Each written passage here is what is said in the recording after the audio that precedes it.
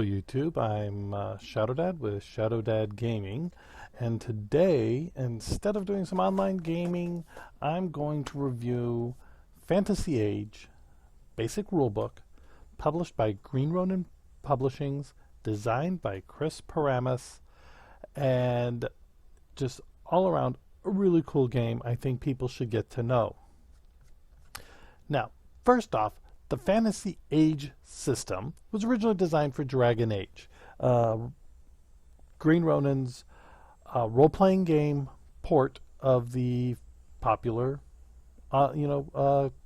computer games.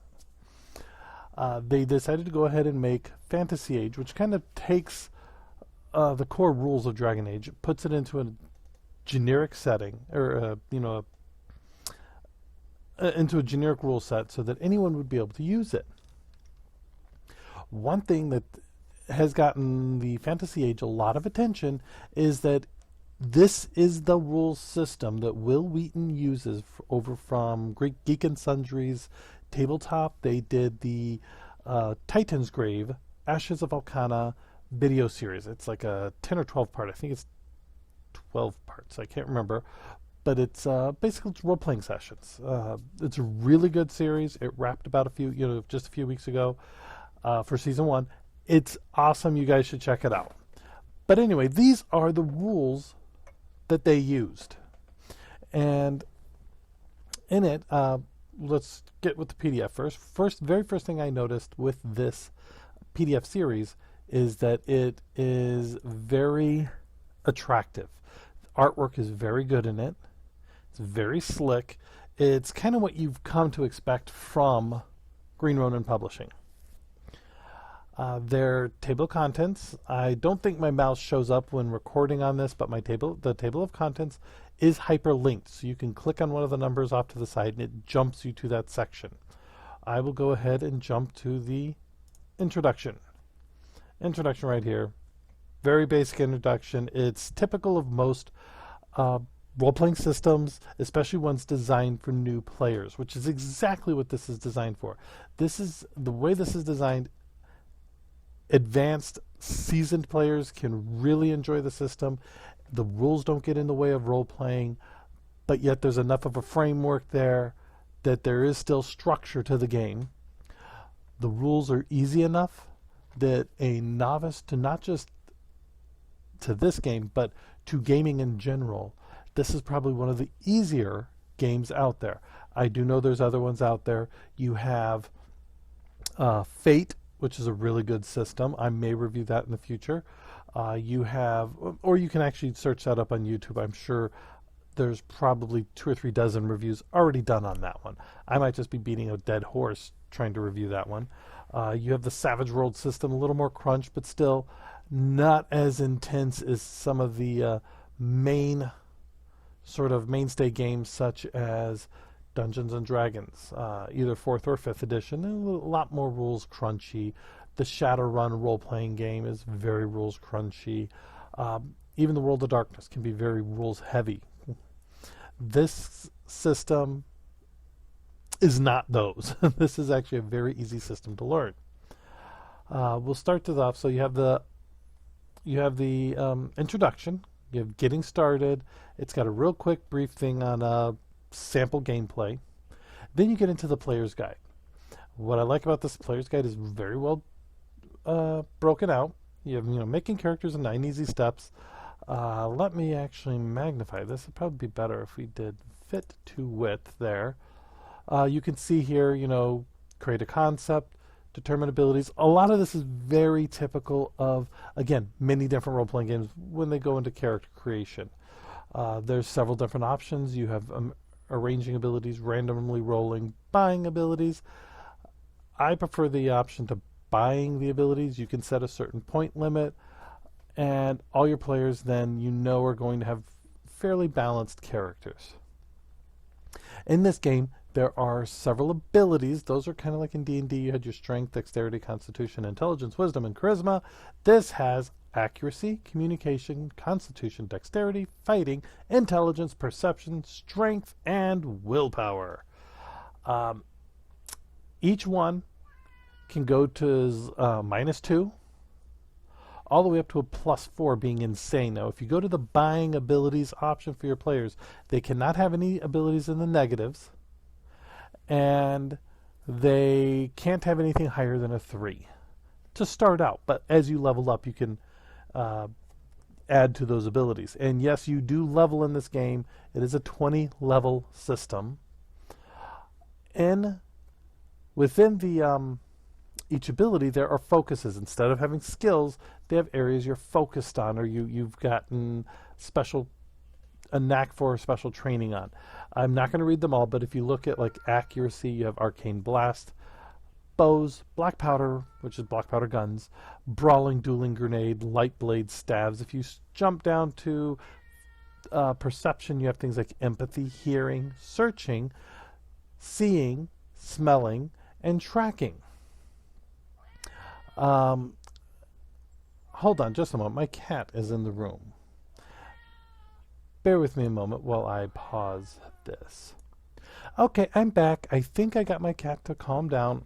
If not, I'm just going to let him meow. He'll be in the background.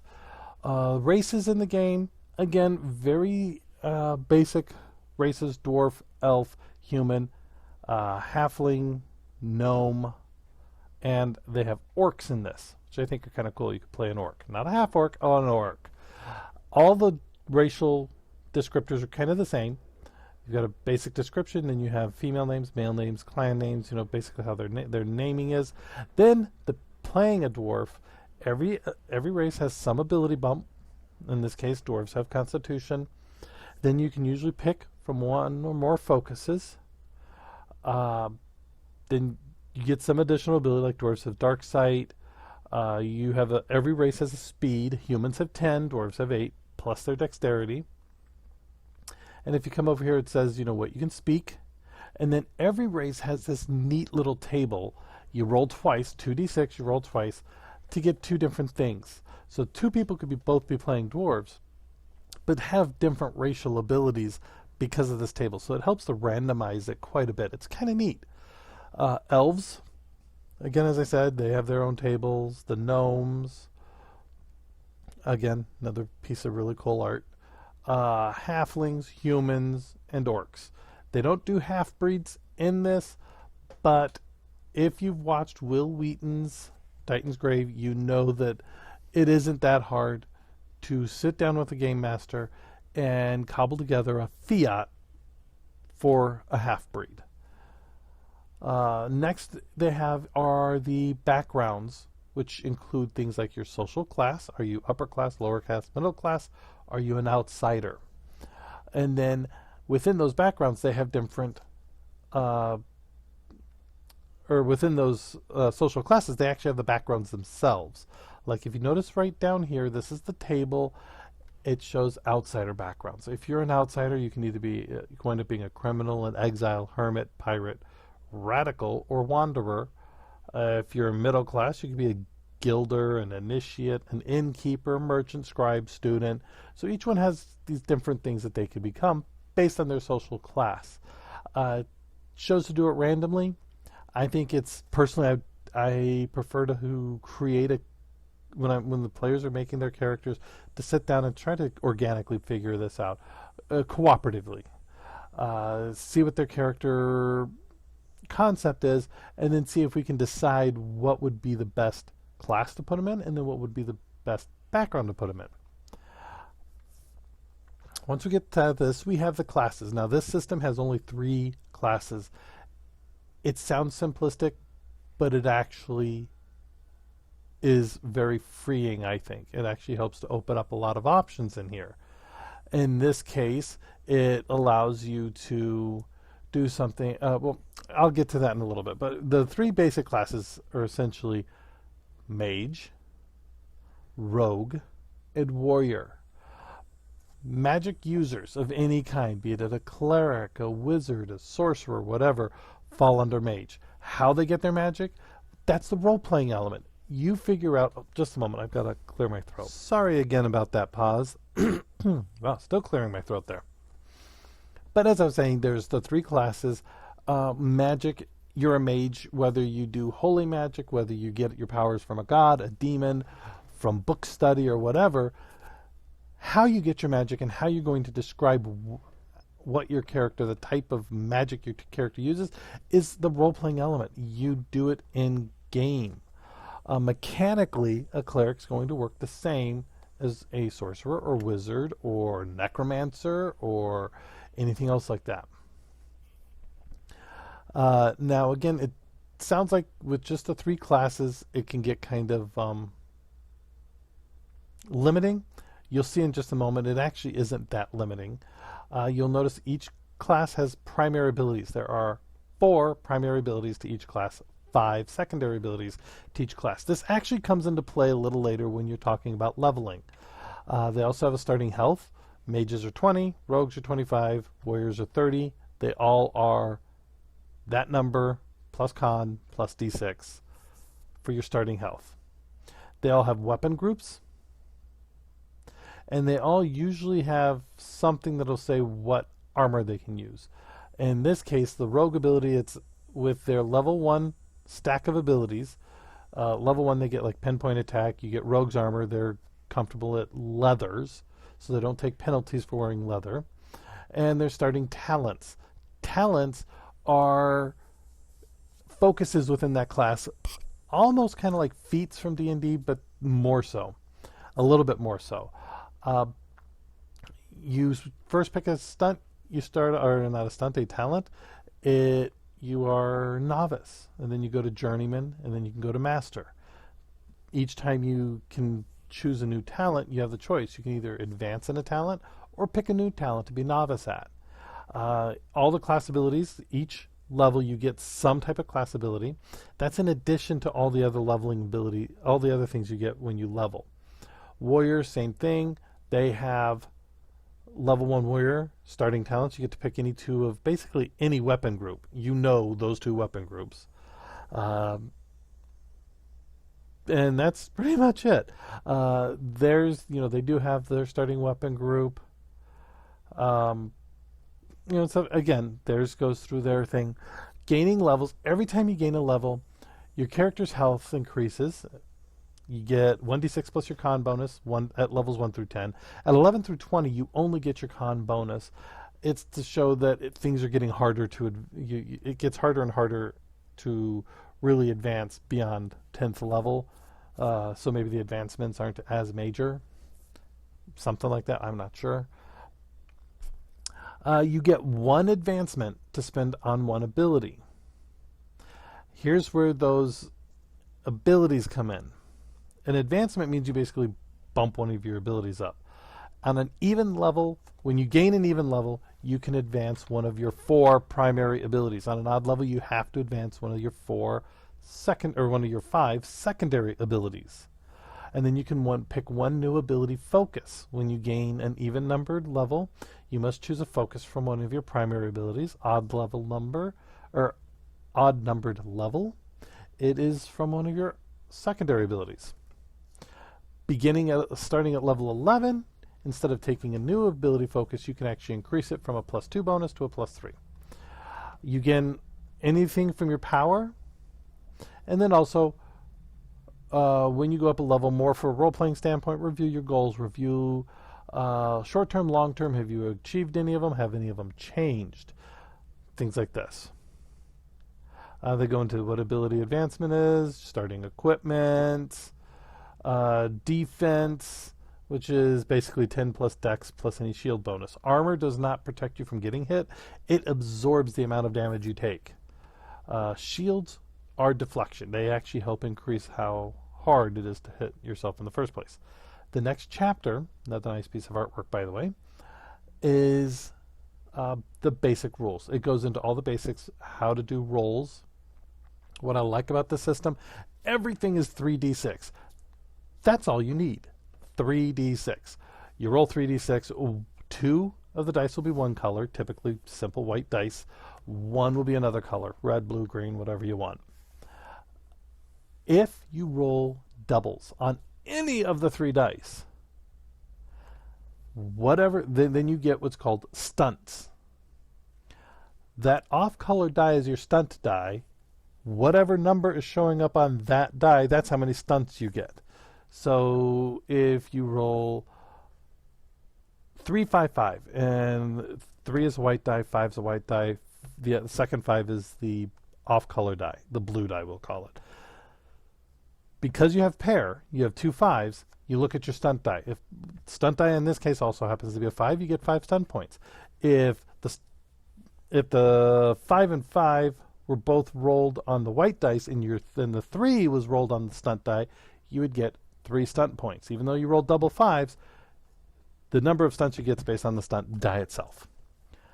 All tests are 3d6 plus whatever relevant ability plus your focus, if you have it.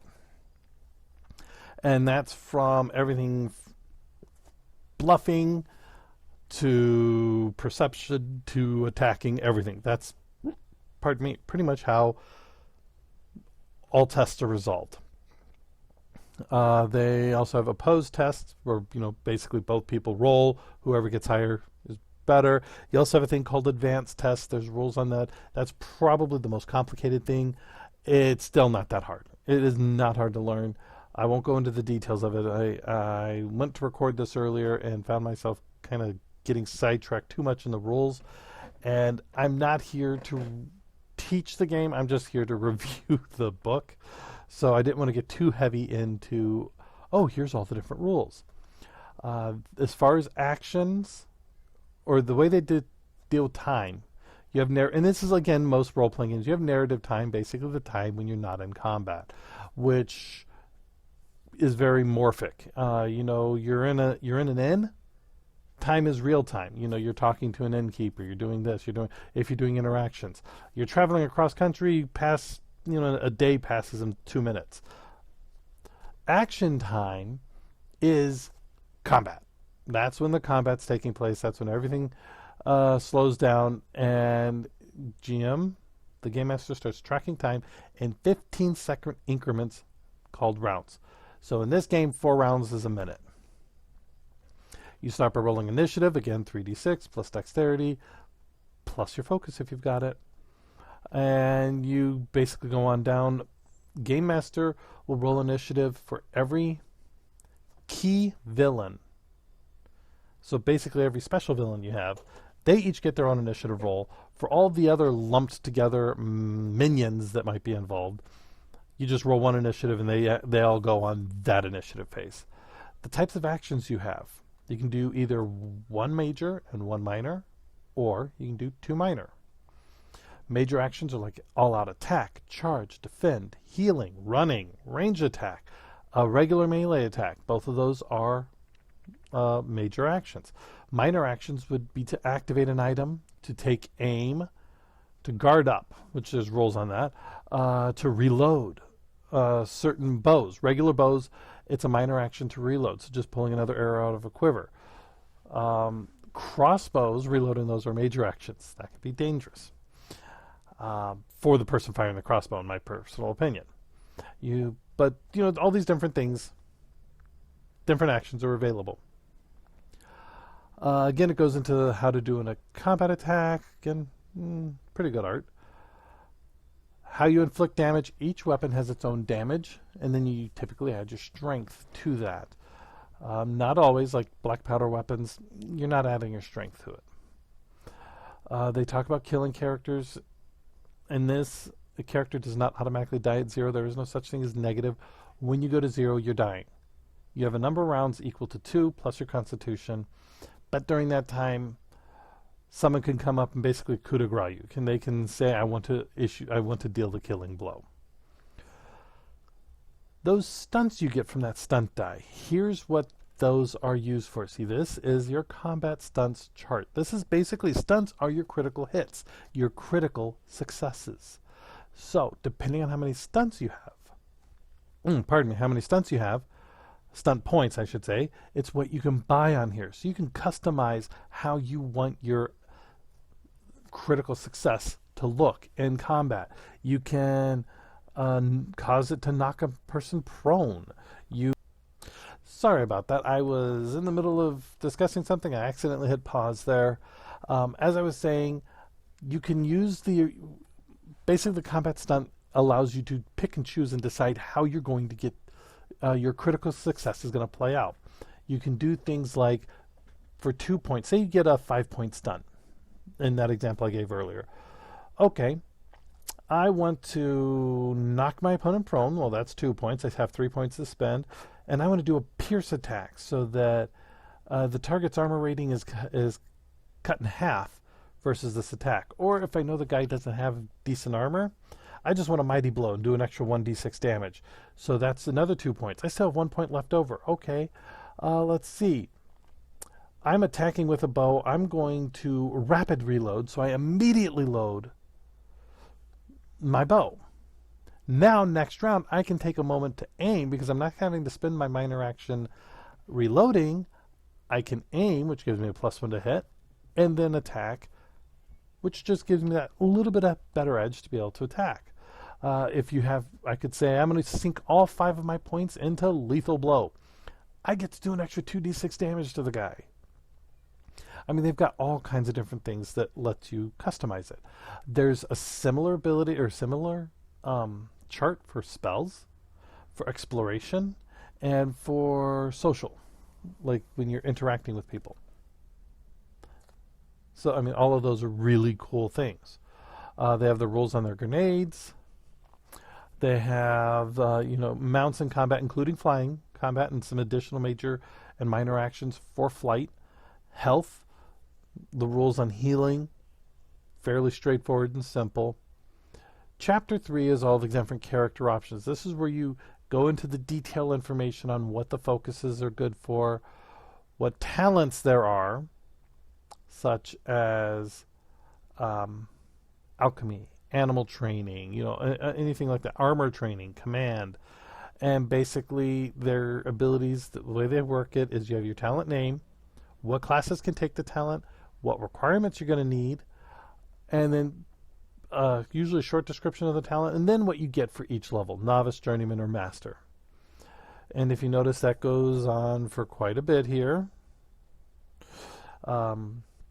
Music, quick reflexes, single weapon style. They have a dual weapon style. And again, a lot of those weapon styles are what the fighters have access to. And you'll see in a minute, every weapon falls into a weapon style.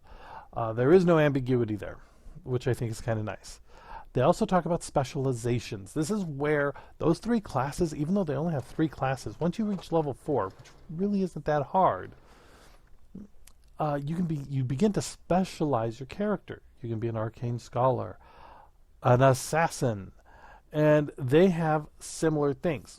At level 4, when you take it for the first time, you're a novice. And it's, get the rules on being novice, and you become journeyman the next time you get to take it, and a master.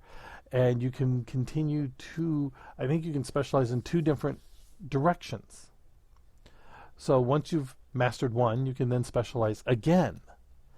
So a 20th level mage, 2 20th level mages will have completely different talent sets that they've chosen, potentially two different specializations. So they would be very different indeed. Which I think is one of the really cool parts of the rule system.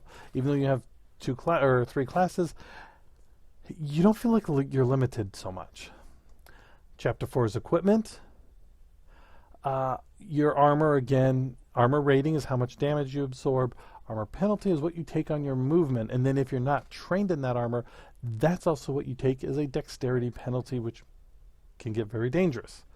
Shields, they just offer shield bonus, which adds to your defense. Think D&D armor class. Weapons are grouped into their different categories. They have some things on, missile weapons, and then their groups, and they're even on the table here. See, axe group. You have battle axe, throwing axe, two-handed axe. The damage they do, minimum strength required. See, every axe requires at least a strength of 1. The two-handed axe, you have to have a strength of 3. You go down through all that, and then they have, some, again, neat artwork showing pictures of it. The grenade weapons, blast vials, fire vial, ice vial, lightning vial, different cool things like this. And then they have also character gear, traveling and adventure, even lifestyle. They have, tools of the trade, carrying and storage, what I thought was clothes and fashion. It's like home and hearth, or home Home and House or House and Home or something like this. I thought Home and Hearth, that's what it is. So they have all kinds of food and lodging, tons of different neat little things just to help flesh out the world. Again, a lot of role-playing games have stuff like that. Chapter 5 is dealing with magic and talking about it. You have spell points. You have to spend the spell points when you're going to cast a spell, but you also have to reach its target number. Like here, let me show Air Arcana has protective wings. You need to be at least a novice in Air Arcana. It's a defensive spell, costs 4 magic points, and you need to roll a 10 or better on your spellcasting ability, which I believe intelligence, yeah. And so in this case, it's 3d6 plus intelligence plus Arcana focus. So, and with Arcana focus, you have to decide, like in this case, I want an Air Arcana focus, not just Arcana. You have to say, okay, I'm going to be Air Arcana focus. So, say if you have an intelligence of 3 and you got a focus of 2, well, that's 5. You have to roll, that means you only need 5 more on a 3d6, which is really easy. If you fail that target number, you still spend your magic points, but they're wasted. Here is that stunt list that I was telling you about. And it's again for your critical success at a spell. You come down, and now it's just a list of all that's it for the rules. The lion's share of this section is listing the spells. It's 4 pages of rules. That's it. The other stunts that they talk about, role-playing and exploration stunts, which some game masters may wish to use, some may not. Exploration stunts especially because, maybe you can search faster. Role-playing stunts, maybe to help give you an edge when you're role-playing. Personally, I like to see the players honestly role-play. Actually play out the scenes. Once you get after that, you have the Game Master's Guide. And this, I'm really not going to spend a whole much... Just a moment. I got to clear my throat again. Okay. So, the Game Master's Guide is very basic information. It's, adjudicating the rules. This is a ton of good information if you've never played before, but this really is kind of for a novice game master for the most part. I've skimmed it. You pick up some additional information that's good for this game in particular, the reference cards you see here. But now if you do an online search, I did a quick online search, just Googled a few different keywords like, I think I did Fantasy Age playing aids, and got a few different links that included reference cards, initiative cards, a whole bunch of different interesting stuff, including all the stunts pre-done up on 2 pages, so you could print it out front and back as one piece of paper, and then every player can have these stunt sheets for them to use. But again, the rest of this is very sort of typical Game Master advice. It isn't crunch. This is guidelines, things like in this case, do, don't, a bunch of listed do's and don'ts. Mastering the rules is chapter 8. Again, this is more helpful because it gives you a little bit more on dealing specifically with this rule system and good times in which what you could use, what might be better in certain circumstances. So as you're getting used to it, you may realize, oh, you know what, I do like the way they handle this. I wouldn't have thought of that. Or, different ideas. They give you ideas here. Chapter 9, Adversaries. I really wish this was bigger. This gives you creatures and NPCs. It gives you like 12. Yes, you have a dragon. Yes, you have a giant spider. You've got goblins. You've got golems, manticores. Okay, we're doing pretty cool. You got a Medusa. All right, yeah, ogres, orcs. Wait, we're getting kind of to the end pretty quick. Serpent folk. Spectre, Walking Dead. Really? That's it? Wow. Now, they do have PDFs you can buy that give new creatures. They're each about $1.99. Each one's about 6 pages. And I think each one gives about anywhere from 2 to 4, maybe 2 to 5 creatures in it. I haven't actually purchased any of them. But I really wish it was bigger. I really wish they invested more pages into that section. Rewards. This is chapter 10. Again, a lot of its guidelines in this game. How are you going to do rewards? How they're determined? Things like this. Rewards as reputation or physical, tangible things like treasure and magic items. Magic items in this are very easy to come up with your own. Insanely easy. They give you some good examples. Again, maybe having a few more examples would have been nice, but honestly, magic items are so easy to create, and depending on how you're playing your system or your game, it might be a fairly magic-light world. There might not be a ton of magic items, and those magic items don't necessarily have to be your typical, ooh, this is a magic sword or this is that. It could be many different things, and whatever you want for your role-playing. Chapter 11 is the campaign setting, and again, advice more for the novice game master would be helpful for I think any game master to at least skim and see if they can pull some useful bits of information, useful hints. Chapter 12 is their first adventure. So I'm not going to go through this. I'm going to kind of shoot through this real quick, but it is a fully fleshed out adventure that you can get your players started in. And, you know, basically, so you can kick your players off. And there are some new creatures in the adventure as well, in addition to the ones that they already listed. Now, after the adventure, they do have their glossary. It says it's still under Chapter 12, but it's not really. This is just the glossary of terms, again, very typical. And they do have their index, which, again, very typical. It is also hyperlinked. So you can, once searching and you find it, you can click on something. It'll jump you right to the page that you're looking for. And then last, you have the character sheet. But again, you can go online and find this. A few other people have done different versions of it. The only thing I would say is there is no place to put a race.